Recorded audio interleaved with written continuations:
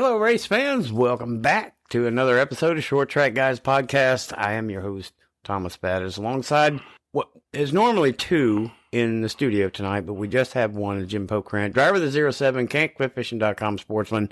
Ted Baber of Ted Baber Video Productions is not able to be with us tonight, nor remote or physically here. He had a little fall today at work. We're wishing him well. And Jim, what exactly happened? He said he was on a ladder, and the ladder came out from under him, and it knocked him out. He landed on his back. He just talked to him in the emergency room. He's got a couple fractured ribs, and he's bruised up, but his ego's probably hurt more than anything else, and we wish you the best, Ted. I hope you get better soon, brother. We need you back on here. Yeah, we'll see you, hopefully, bright-eyed and bushy-tailed next Wednesday. And I don't know about with messed up ribs. He's probably going to be hurting even then, but we want you back, man. Just get some rest. Yeah, like a doctor said one time to me, he said, put a Band-Aid on it and come on back. That's it. Just take a deep breath and keep digging. Yep. So we hope you're here next Wednesday. And in the meantime, we're going to kind of pick it up and do the two-man show tonight. Jim, we've got a big race coming up. We got a lot to cover up in the last few weeks. We do apologize for being absent for the last few weeks from some circumstances within our short track family. But things have kind of stabled out a little bit where we can get back to talking short track racing. And we're going to cover up some of the past events that are big, and we got some big names. But let's go back to that Sportsman stable and see what you got going on getting ready for the Derby. Oh, one other thing before we get started with that, I just want to say, keep with the thoughts and prayers for DJ Vanderlee. I saw his dad recently on the Five Flag show, and he's doing better. He's still hurting. He's moving his shoulders. There's no telling how his recovery is going to go. So I ask for thoughts and prayers for him and his family. And if you can donate a little bit to help him out, that'd be great. Well, we're just trying to get ready for the Snowball Derby. We're hanging a new body on the old girl, and thanks. Big shout out to Martin Beck, my crew chief. He got us another rear end. We're going to try and just try some different things and see if we can't get it faster. My teammate's not going to get to race. His back won't let him. So we're going to put Mike Gorham in the car for the Derby, driving the 343 car. We've got some work to do on it too. So we're just humming along every night at the shop trying to get stuff done. And thank you to all the guys that give us a hand and our sponsors. And we'll try to get the win for the Derby. Yeah, I know you're looking for that elusive win. Not such a great season as opposed to last year winning the championship, but, you could go out with a bang and at least if not a win, a podium finish should, have a better look on this past season. A podium would be nice, but I want that Derby. I'd spin my grandmother out to win a Snowball Derby. So, that's a big one. It's on my bucket list. It's probably the last thing I'd want to do in racing right now is win a Snowball Derby, and then I can be happy. And we're going to try real hard this December and give them heck. And the Derby's looking good this year, so it's going to be a heck of a show. If you ain't got your tickets, get them. Yeah, that's that would be like a 4-day deal and come down on Monday and park and bring your camper or an RV or something and just kind of, hang out. And you'll have probably the best weekend racing that you've seen if you haven't been here. Oh, yeah, the camaraderie in the campground areas and there's 1,000 things to do. The racing is always awesome. It's always a great show. We got some great drivers coming in this year. It's just star. And from what I understand, Thomas, there's a $10,000 bonus to the first rookie. His first ever start in a Snowball Derby, the best finishing rookie gets an extra bonus of $10,000. Yeah. That's a big incentive to come race. Yeah, that is. And I would imagine a lot of these 13, 14, 15-year-olds are going to, kind of say, Dad, can we turn this pro into a super and go down there or vice versa? Yeah, well, it's not that easy at Five Flags. You got to test. It's an old girl she's fickle on a late model. You can have a setup that works one race, come back the next one, and you got to make a bunch of changes. So they got a lot of work to do, but it's going to be interesting to watch that race inside the race. Yeah, that's pretty intuitive there to pull out that kind of thing to, generate some more interest in the race. And maybe we'll see some of these guys come in the future that come and take that $10,000 prize. That's pretty steep there for, first time best finisher in the Snowball Derby. Very true. Very true. Greg Jones was on the Dale Jr. Download, and he brought up when he won and beat Kyle Busch. And I said, if you ever go look at the history of the winners of the Snowball Derby, a lot of them are in the Cup Series, and a lot of them are contenders for championships. And we have several that are champions in the Cup Series. So that's kind of cool that our little short track, somebody wins the Snowball Derby, they go on to win a big NASCAR championship. Yeah, absolutely. And, we got stars on our show pretty much all the time, whether it's a guest on the phone remotely or if it's somebody we're just mentioning names of. Speaking of Motor Mile Speedway here just a little bit ago, we've talked about the Smart Modified Tour. We've talked about pavement. We try to talk dirt as much as we can. We've thrown out Bobby Labonte and Burt Myers and Jason Myers, those guys. Brandon Ward takes the results there at Motor Mile Speedway, the Bradford race, but Caleb Heady ends up winning the championship over Brandon Ward, Bobby Labonte, which is one of those, I think, a NASCAR Cup Championship name that we've mentioned. Famer? Hall of Famer, probably, I think so, yeah. Yeah, in the 25 car. And Brian Lofton and Burt Myers, him with the Myers brothers there on that, what's that famous racetrack they go around? I think it's kind of like Bowman Gray or something. Bowman Gray, yeah, the Madhouse. Yeah, the Madhouse. So all the Myers brothers. But, Caleb Heady, congratulations to him for winning that Smart Modified Tour, running with Tommy Baldwin Racing, which is a big name, not only just in that Smart Tour, but some upper echelon Series 2 as well. But, hey, there's some Port City shout-outs, too, and I think we got one at the bottom. One quick thing, I want to throw this in here real quick. Okay. The Myers brothers, you know who their dad was, right? He was a famous NASCAR driver named Bobby Myers who was killed. And you know who their brother is? I don't. Danny Chocolate Myers, the former jackman for Dale Earnhardt. The 3-car. Yeah. They're all related. They're the Myers brothers. How about that? Racing runs into family, huh? Yeah, pretty cool. I think he got killed at Darlington, got hit broadside in the driver's door, he flipped. He got hit and he barrel rolled and ended up getting him killed that day. He died at the racetrack right there on the track. Yeah. Anytime you hear that kind of news, it just whether it's now or yesterday or 10 years ago or 100 years ago, you don't want to hear that kind of stuff. No, but I was just thinking that the Myers brothers, and a lot of people don't know they're related to Danny Chocolate Myers. Right. Yeah, the famous 3-car, of course. Yep. Oh, and Port City shout-outs for Nick Ross at Mahoning Valley Speedway in Layton, Pennsylvania. Cody Hall at Chris Motorsports Park in Cordele, Georgia. Chad Chapin at Montgomery Speedway, which is kind of our backyard, a little bit north of us, but and Jamin Curtis. Claremont Motorsports Park. And last but not least, our buddy, our friend, our racer, Bubba Pollard, gets a Port City win where? Citrus County, the Full Throttle 100. He's getting ready for the All-American 400, so we look forward to seeing Bubba get some more wins this year. Glad to have him back on the winning streak. Yeah, that's a big step and a lot of momentum going into the All-American 400. It was in Nashville Fairgrounds Speedway this weekend. There are more than 40 teams labeled for this, and I'm just going to run over maybe 10 of them, and I'm going to go from start to bottom. They got in order of numbers, but Michael House, Luke Fenhouse will be with the SRX Series, a Slinger, Casey Johnson, Jackson Boone, Austin Nason, Carson Hosevar, Gabe Summers, Hunter Robbins, which is our local here. Yep. Sammy Smith, Donnie Wilson Group. Another Donnie Wilson car, yeah. Yeah, William Sawalich, and we're going to touch on him in just a second after we get through this list, because this kid is, on a mission, and he's only 15, maybe going on 16. He's going to be somebody to watch, because he has absolutely ripped up the field in both Supers and Pros this year. Jeff Storm, which is a big story last year in the Derby, he qualified 30th and got in the field on time, which was a big deal to him, and that was more like a win for that team. Bubba Pollard, Casey Roderick, Willie Allen, and just the list goes on and on and on, and I could go probably the next hour with these lists of names that we've talked about for going on 2 years. Yeah, definitely. Be a good show. The All-American 400 always is, and maybe our boy Bubba Pollard could get a victory. We'll see what happens. I'm sure Nassie and all them will be there.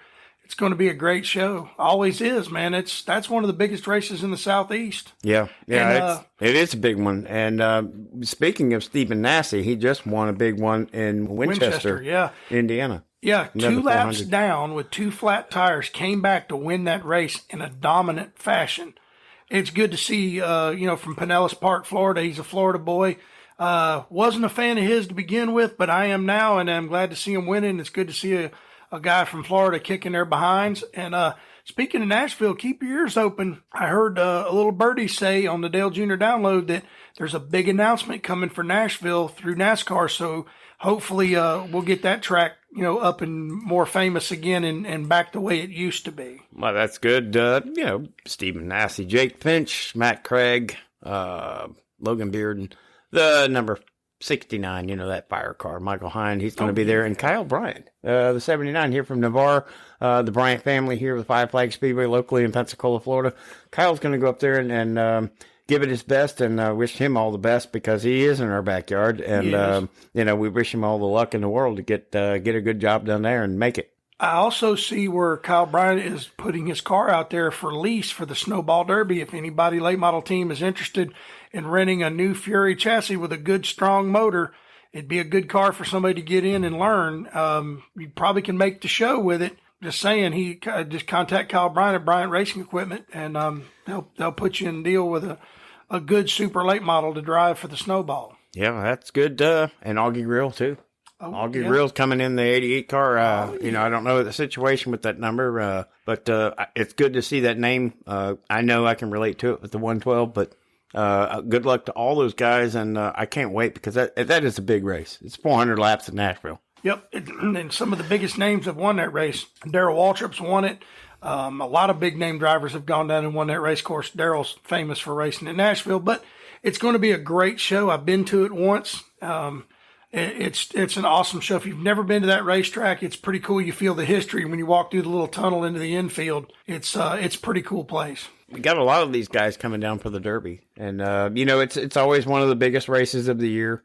It has happened to be the last race of the year. The super late models, pro late models, that Saturday night and Sunday, and they're all getting ready. And these big races, albeit before the biggest race at the end of the year, they all play a part in a series. And the Southern Super Series now, I understand, is joining teams with a national series that starts next year. Yeah, I've heard that. That looks pretty like a big deal. I mean, you never know. I mean, we need a series that would do like the All Pro Super Series or the old ASA, where guys could race across the country and race for big purses and put the spotlight back on the drivers and not, just on late models in general, but just a better show for everybody.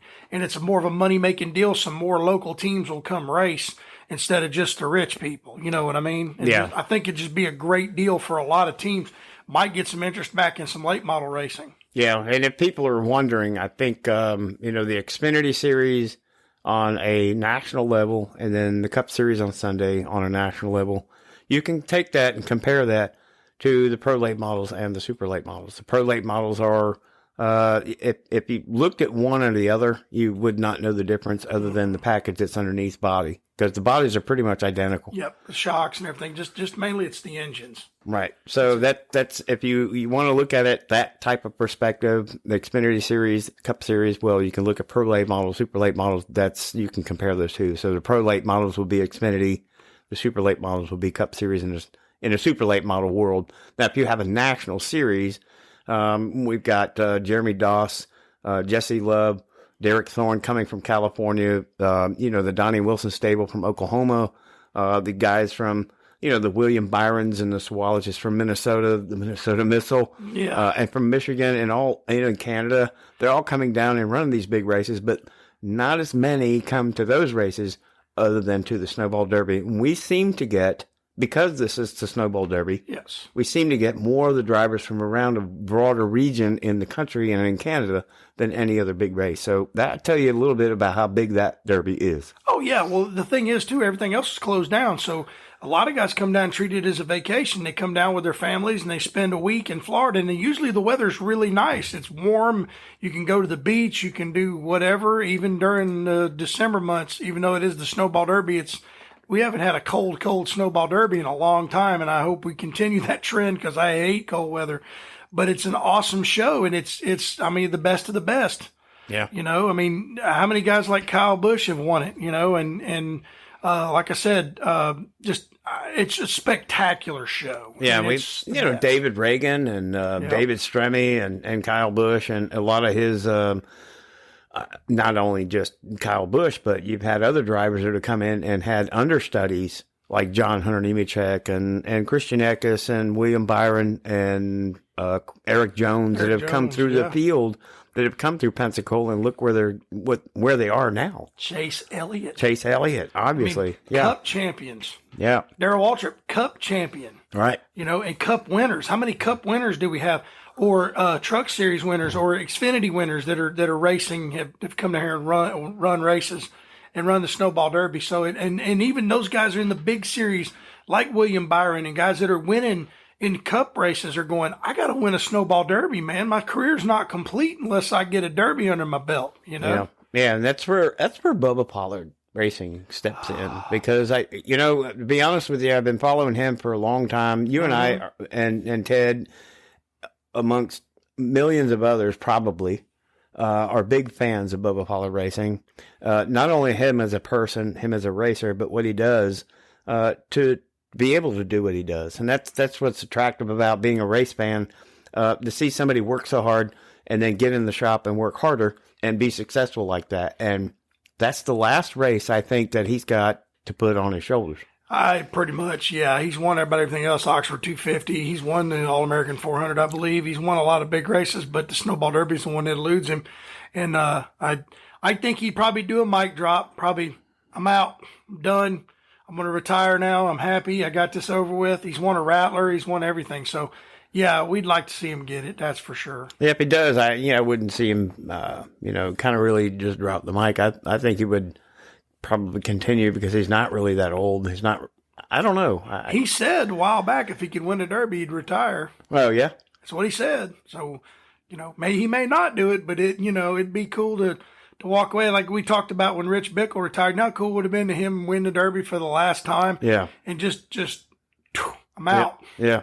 Well, I don't know. I'm hoping now that I hear that, if that's true, if he does win the Derby, he's retired. I'm hoping he doesn't win the Derby now, because I enjoy talking about him during the year and seeing his success, with Port City and him juggling around, making business decisions and working hard time, and then performing like he does. It just, he's a true racer, and he's a good person to look up to as a race fan. He is. And we were talking about earlier about, getting started in racing, and one of our fans sent you an email and was talking about how does he get started, because he's always wanted to, but he has no mechanical ability. Well, it was the same thing with you. When you started, you didn't know what to do, what a chassis setup was. When I met you, I started helping you and got you running closer to the front.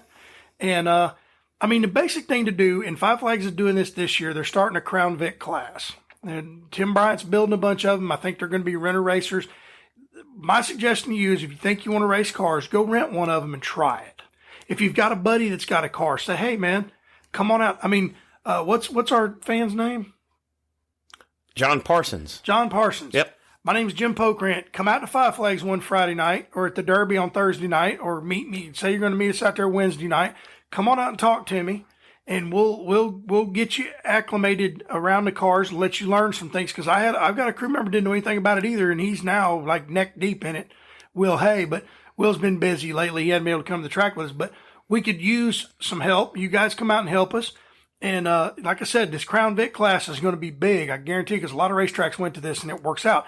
Rent a car and try it. Or if you got a buddy that's got a car, get in it and ask him, look, can I ride around and practice by myself and just see what it feels like and see if it's something you really want to get into? Because I'm going to tell you something. If you get out there and you're scared, maybe it's not for you. But if you get out there and that adrenaline picks up and you're like, yeah, this is what I want to do, then, then you get some friends together and you get somebody to help you and you build a race car. Because that's what I did. My first car, my friends helped me build it. Went out there and raced it. I won the first heat race I ever entered. Addicted ever since. I'm 29 years involved in this mess. Yeah, I think nerves have a lot to play in it. I don't know if it's, you want to be a tough guy. Yeah, you're going to be a tough guy. I remember when we were building the car out with my buddy Aaron Biscavage out in Baker, Florida. his mother came out in the shop one late evening, early on, building the car, my original car. And so she kind of leaned on the hood, just kind of looked at me eye to eye and said, "So, you think you're going to race, huh?" And I looked at her eye to eye and I said, "Ain't no thinking about it." So I had already made up my mind that this is what was going to happen. Yeah. I didn't realize how it happened. And so I had to learn, the hard way. I went to, and this is kind of embarrassing to put this out in public, but I got sent to AutoZone for parts. And I was introduced to blinker fluid and muffler bearings. And there happened to be girls, women, young women behind the counter. And did they have a big time with me? Oh, I'm sure. And immediately I put the 2 and 2 together and I'm like, wait a minute, that doesn't make sense. Yeah. And they're laughing, rolling around like, I can't believe somebody's pulled this on someone else. So when I got what I needed outside of that, I went back to the shop, and Aaron, I could see his grin when I got back to the shop because he knew exactly what I'd gone through. Yeah. And so he asked me, did I have any tools? I said, I have a switchblade and a toothpick. And he goes, well, that's not going to cut it. So you can tell where I started with nothing. Yeah. And so, the best 8-10 years of my life behind the race car learning, I wouldn't exchange that for anything. Oh, no. But, I've gone to this before. There's a lot of young people that don't want to get their hands dirty and don't want to learn. There's no shop classes anymore. There's no going to George Stone. There's no, these kids don't want to do it. And that's a shame because I had some of the best times of my life been in a race shop laughing with my buddies and building stuff and putting stuff together and going, man, that looks like crud. But, hey, you know what? It's going to get out there and it's going to make laps. And that's all I care about. You know what I mean? Yeah. Then you start winning, and then, they're riding around and not being able to finish kind of sucks. This past year has been the worst season I've ever had, and it just eats at me because, we're a winning team, and, we didn't do crap this year. But like I said, man, if you want to get involved, get your butt out to the racetrack, hang out with everybody, learn, get to know folks, and you come to the shop and learn what to do. We give you small tasks until you learn how to do it, and then eventually you pick up on everything, and it works out great. And I never got anybody with the muffler bearing, but I did send a guy into Sears one time for a wire stretcher. I told him I needed calibrated wire stretchers, and he went into Sears. He was gone about 45 minutes. He come back mad. They sent me to every department in that store and said there's no such thing. I was like, yeah, there's no such thing, man. We got you. Calibrated wire spreaders? Stretcher. Yeah, the wire was too short. We got to stretch it. So they need to be green handled and calibrated. Yeah. Green handles for the size of wire we used, and they were calibrated. And he took off running. Yeah, well, I that goes along with the 2 transmissions. I don't know how they got in there. Do you want us to take one out? And then we noticed the left side tires on the right side. Do you want us to swap them back out because they're $50 a piece to root? You can go on and on about that stuff. Oh, but yeah. Come to Five Flags, get down in the pits, come talk to Jim and the team, and just kind of hang out, learn a little bit about it, and then go look for a car and go from there. It's just who you run into. And is how you're going to develop. And for me, I don't know what it was. It wasn't really to go out and win. It was to experience the thrill. When Sonny Holland was out there and Jason Majors and those guys were running that spectator class at that time in 01 and 02, I wondered from in the stands what it would be like and what it was. So I just went and searched and looked for race cars. Mm-hmm. I found a car in Chicago for $600. I didn't know it was an enduro car. And I sent it to my oldest brother, Gary. He said, you don't want that car. It's an enduro car. And it's from Chicago. How are you going to get it down there? You're going to, put it on a train? And so that's where I kind of started. And I found one locally in Baker with Aaron. And it was an unbelievable situation. And I didn't have the money to pay for it all at one time. I paid half down and then I paid it off in the next month. And he called me out of the blue and says, hey, man, you need to come out here and we need to start working on this race car. And you want to talk about a mic drop moment. Mm-hmm. I was at the office and I dropped the phone. I'm like, okay. So I take my clothes and I drive to Baker every night. And we got the car in 13 months and I was out on the racetrack not knowing what I was doing.